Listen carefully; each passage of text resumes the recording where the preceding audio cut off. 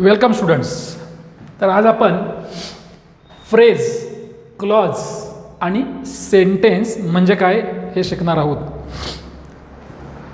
आपणाला माहीत आहे की कोणताही परिच्छेद, कोणतंही लेसन असेल, स्टोरी असेल, या सगळ्यांमध्ये फ्रेज, क्लॉज आणि सेंटेन्स या तिघांचा अंतर्भाव असतो. आता what is a phrase? Look there, a phrase means what? Phrase is a group of words. काय म्हणते बघा, a group of words, अशा शब्दांचा समूह that makes sense, ज्याला अर्थ असतो but not complete sense is called a phrase. म्हणजे थोडक्यात काय तर फ्रेजला अर्थ असतो पण पूर्ण अर्थ नसतो. पूर्ण अर्थासाठी फ्रेज हे सेंटेन्सवर अवलंबून असते. म्हणजे परत एकदा डेफिनेशन बघूया. What is phrase?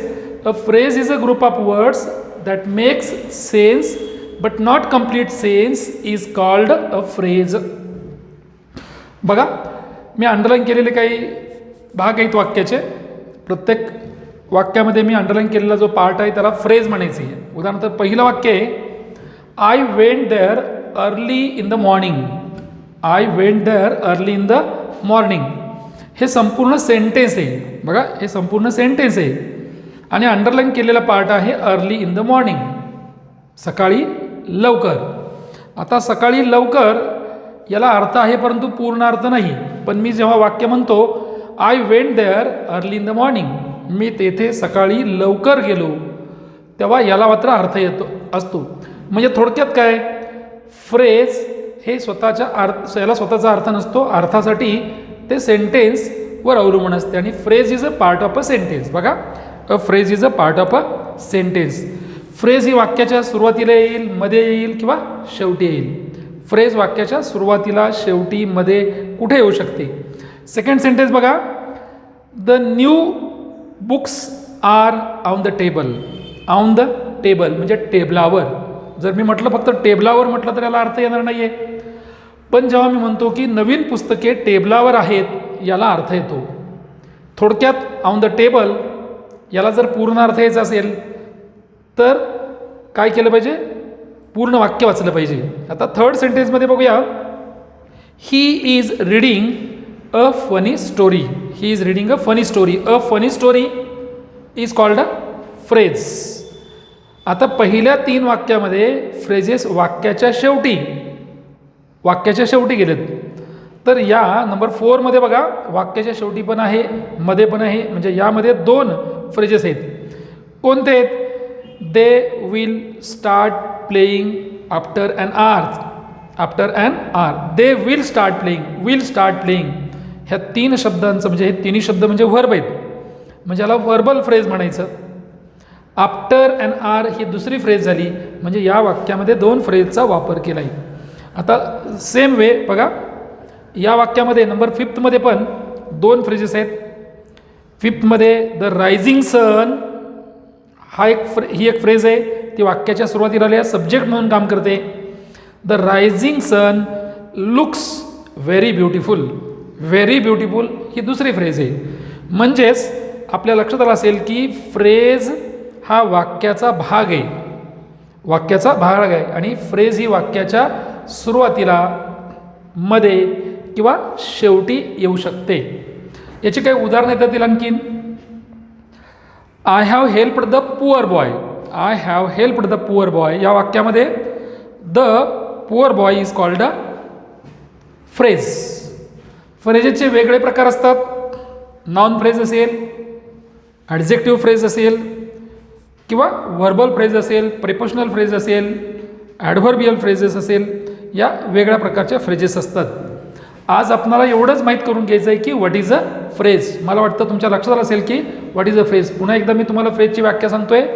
A phrase is a group of words that makes sense but not complete sense is called a phrase. या व्याख्येवरून तुम्हाला कळलं असेल की व्हॉट इज अ फ्रेज आणि त्याची ही 4 उदाहरणे. तर यानंतर आपण पाहणार आहोत व्हॉट इज अ क्लॉज. आता फ्रेज आणि क्लॉज यामध्ये काहीतरी डिफरन्स आहे, ते व्याख्येनंतर बघूया आणि एक्झाम्पल नंतर बघूया की what is the difference between a phrase and a clause. Look here, a clause is a group of words. Look there, a group of words that forms part of a sentence. अशा शब्दांचा समूह जो की वाक्याचा भाग असतो. बघा, जो की काय असतो, forms a part of a sentence and it has, number 2ला काय, it has subject and a finite verb. याला दोन गोष्टी असतात, याला स्वतःचा सब्जेक्ट असतो आणि नंबर 2 एक फायनाईट वर्ब असतं त्याचं स्वतःचं. Finite verb of its own is called a clause. परत एकदा बघा, what is a clause. A clause is a group of words that forms part of a sentence and it has a subject. महत्त्वाचा part आहे बघा, a subject and a finite verb of its own is called a clause. आता याची उदाहरणं बघूया आपण. For example, थोडक्यात काय, तर क्लॉज हा वाक्याचा भाग असतो. यामध्ये 2 प्रकार पडतात, एक मेन क्लॉज आणि 2 सबऑर्डिनेट क्लॉज. मेन क्लॉजला स्वतःचा अर्थ असतो, तर सबऑर्डिनेट क्लॉजला अर्थ असतो पण पूर्ण अर्थासाठी ते मेन क्लॉजवर अवलंबून असते. बघा, ज्या शब्दाच्या समूहाला स्वतःचा पूर्ण अर्थ असतो त्याला सेंटेन्स म्हणतात. आता बघूया आपण एक्झाम्पल्स त्याची. I know, look there, I know that. आपण एक 4-5 एक्झाम्पल घेणार आहे, त्याद्वारे स्पष्ट करणार आहे. I know that the earth is round. The earth is round. बघा, या सेंटेन्समध्ये 2 क्लॉजेस आहेत. 2 क्लॉजेस आहेत बघा. त्यातला पहिला क्लॉज आहे आय नो, मला माहीत आहे. याला पूर्ण अर्थ आहे. पण नोच्या पुढं जो वाक्याचा भाग आहे याला सबऑर्डिनेट क्लॉज म्हणायचं. ह्याला आपण काय म्हणायचं, सबऑर्डिनेट क्लॉज. थोडक्यात काय, हे दोन्हीही क्लॉजेसच आहेत बघा, दिस 2 आर क्लॉजेस. पण याला मेन क्लॉज म्हणायचं, याला सबऑर्डिनेट क्लॉज म्हणायचं. That the earth is round. That the earth is round याला अर्थ आहे पण पूर्ण अर्थ नाही आहे. बघा, की पृथ्वी गोल आहे. की पृथ्वी गोल आहे याला थोडा अर्धवट अर्थ येतो याला. पण आय नो, मला माहीत आहे. काय माहीत आहे, I know that the earth is round. हे दॅट या सबऑर्डिनेट कंजंक्शननं हा दुसरा क्लॉज सुरू होतो. नेक्स्ट सेंटेन्स बघा. बघा, why they are not are they, why they are shouting is, I mean it is not known to anybody. Not known to anybody. बघा, हे पूर्ण वाक्य आहे. या वाक्यामध्ये पुन्हा 2 भाग आहेत. व्हाय पासून सुरू होतोय जो part, why they are shouting हा एक वाक्याचा भाग आहे, याला सबऑर्डिनेट क्लॉज म्हणायचा. दुसरं वाक्य आहे it is not known to anybody.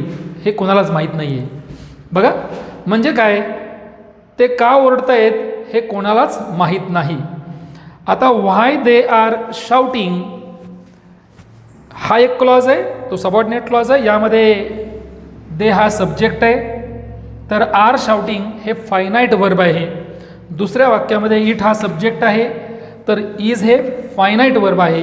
थोडक्यात काय, तर क्लॉजला स्वतःचा सब्जेक्ट आणि स्वतःचा फायनाईट वर्ब असतं. बघा, नंबर थर्ड बघूया आपण. This is the house. This is the house. This is the house म्हणजे हेच ते घर. This is the house that Jack build. बघा, हे पूर्ण वाक्य आहे, पण या वाक्यामध्ये 2 क्लॉजेस आहेत. कोणकोणते 2 क्लॉजेस आहेत. दिस इज द हाऊस, हेच ते घर, हा एक क्लॉज आहे. याला मुख्य क्लॉज म्हणूया, प्रिन्सिपल क्लॉज किंवा मेन क्लॉज. आणि दुसरा आहे तो कोण आहे, सबऑर्डिनेट क्लॉज आहे, दॅट जॅक बिल्ड. हा दुसरा सबऑर्डिनेट क्लॉज आहे. याची सुरुवात दॅटने झाली, दॅटला सबऑर्डिनेटर म्हणायचं. थोडक्यात काय, तर सबऑर्डिनेट क्लॉजची सुरुवात सबऑर्डिनेटरनं होते. बघा, की बघा दॅट जॅक बिल्ट, की जे जॅकनं बांधलं आहे, म्हणजे हेच ते घर की जे जॅकनं बांधलं आहे. आणि शेवटचं एक्झाम्पल बघतोय बघा, I can't tell you. I can't, cannot हा शब्द कधी तोडून लिहायचा नसतो, कॅनॉट. बघा, I cannot tell you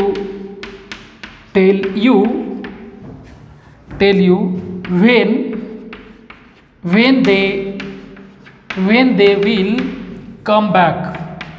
they will come back.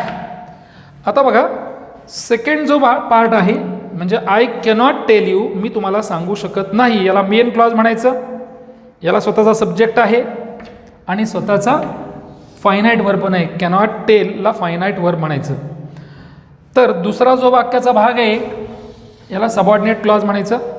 याची सुरुवात व्हेन या सबऑर्डिनेटिंग कंजंक्शननं झालेली आहे. बघा, when they will come back याला सबऑर्डिनेट क्लॉज म्हणायचं. थोडक्यात तुमच्या लक्षात आलं असेल की व्हॉट इज अ क्लॉज. पुन्हा एकदा डेफिनेशन बघूया. अ group of words that forms part of a sentence and it has a subject and a finite verb of its own is called a phrase. तर आपण आता पाहणार आहोत की what is a sentence. Sentence म्हणजे आता काय बघा, a sentence is a group of words. प्रत्येक वेळेस पाहिलं आपण, फ्रेज म्हणजे ग्रुप ऑफ वर्ड्स होता, क्लॉज म्हणजे ग्रुप ऑफ वर्ड्स होता, आणि सेंटेन्स म्हणजे सुद्धा ग्रुप ऑफ वर्ड्स आहेत. पण त्याच्या पुढच्या अटी मात्र वेगळे आहेत. काय बघा, a group of words that makes complete sense. बघा, that makes complete sense is called a sentence. याचा अर्थ अशा शब्दांचा समूह की ज्याला स्वतःचा पूर्ण अर्थ असतो त्याला वाक्य असं म्हणतात. तर आपणाला वाक्याविषयी काही फॅक्ट्स माहीत असणं गरजेचं आहे. Fact number first, a sentence begins with a capital letter. म्हणजे कोणतंही वाक्य कॅपिटल अक्षरानेच सुरू होतं. नंबर दोन, in the end of the sentence we always use. बघा, वाक्याच्या शेवटी आपण नेहमी काय काय वापरतो बघा. Number first, a full stop. एक तर फुल स्टॉप असेल त्याला विधानात्मक वाक्य म्हणूया, that is called a assertive sentence. A mark of interrogation. Mark of interrogation म्हणजे क्वेश्चन मार्क. मार्क ऑफ इंट्रॉगेशन म्हणजेच काय, क्वेश्चन मार्क. त्याला इंट्रॉगेटिव्ह सेंटेन्स म्हणायचं. Or a mark of exclamation म्हणजे उद्गारवाचक वाक्य म्हणतो. थोडक्यात काय बघा, वाक्याच्या शेवटी फुलस्टॉप असतो. फुलस्टॉप असणारी दोन वाक्य असतात, एक असर्टिव्ह सेंटेन्स विधानात्मक वाक्य, आणि नंबर दोन इम्पेरेटिव्ह सेंटेन्स आज्ञार्थक वाक्य. नंबर नेक्स्ट, वाक्याच्या शेवटी आणखीन काय वापरतो आपण, अ मार्क ऑफ इंट्रॉगेशन म्हणजेच क्वेश्चन मार्क, याला इंट्रॉगेटिव्ह सेंटेन्स म्हणतो. नंबर तीन, अ मार्क ऑफ एक्सक्लेमेशन म्हणजेच एक्सक्लामेटरी मार्क, उद्गारवाचक चिन्ह. बघा, number three, fact number three, it has a subject and a finite verb of its own. बघा, वाक्याला स्वतःचा सब्जेक्ट असतो आणि फायनाईट वर्ब असतो. पण काही वाक्यामध्ये, उदाहरणार्थ बघा, आज्ञार्थक वाक्यामध्ये सब्जेक्ट यू हा गृहीत धरला जातो. आपण काही याची उदाहरणं बघूया. आपण let us see the examples of all this. त्यातलं पहिलं उदाहरण आहे, look that, I speak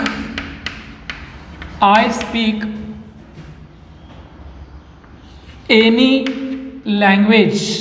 I speak any language, LANGUAGE. या वाक्याची सुरुवात आयने झालेली आहे, शेवटी फुलस्टॉप आलेलं आहे. बघा, फुलस्टॉप आलेलं आहे. It is called a assertive sentence. Next, speak loudly.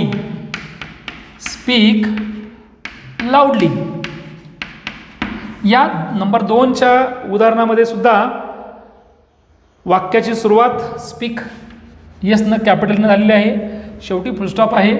परंतु वाक्य नंबर एकमध्ये सब्जेक्ट होता आणि स्पीक हे फायनाईट वर्ब होतं. बघा, आपल्या व्याख्येमध्ये लिहिलेलं आहे की सब्जेक्ट आणि प्रेडिकेट असायला पाहिजे. प्रेडिकेटमध्ये कोण येतं तर फायनाईट वर्ब येतं, तर या ठिकाणी आयला सब्जेक्ट म्हणतो आणि स्पीकला काय म्हणतो, फायनाईट वर्ब म्हणतो. फायनाईट, FINIT, फायनाईट वर्ब म्हणतो. नंबर 2च्या वाक्यामध्ये स्पीक लाऊडली या वाक्याला अर्थ आहे, पण यामध्ये सब्जेक्ट दिलेलं नाही आहे. It is called the imperative sentence, कारण याची सुरुवात वर्ब झालेली आहे, फायनाईट वर्ब झालेली आहे. Finite verb, FINIT, finite verb, पण याला सब्जेक्ट नाही. अशा वेळेस यू हा करता ग्राह्य धरला जातो. म्हणजेच कसं असतं, यू बघा हा सब्जेक्ट आहे, you speak loudly, you speak loudly. अशा प्रकारे नंबर 2च्या वाक्यामध्ये म्हणजे आज्ञार्थक वाक्यामध्ये यू हा सब्जेक्ट ग्राह्य धरला जातो. नंबर 3 बघूया आपण. या दोन्ही वाक्याच्या शेवटी फुलस्टॉप आलेला आहे. आता मार्क ऑफ इंट्रॉगेशन म्हणजे इंट्रॉगेटिव्ह सेंटेन्स म्हणजे काय बघूया आपण आता. बघा, where is your pen, where is your pen याची सुरुवात कॅपिटल लेटरने झालेली आहे, शेवटी क्वेश्चन मार्क आहे. म्हणजेच it is called a interrogative sentence. यामध्ये पण वेअर इज युअर पेन यामध्ये is called a finite verb, is called a finite verb. आणि या ठिकाणी वेअर हे वाक्याच्या सुरुवातीला आलेलं आहे. नंबर 4 डू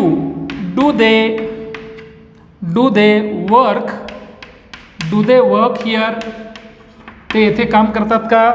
तर या वाक्यामध्ये बघा डूची सुरुवात कॅपिटल लेटरने झालेली आहे.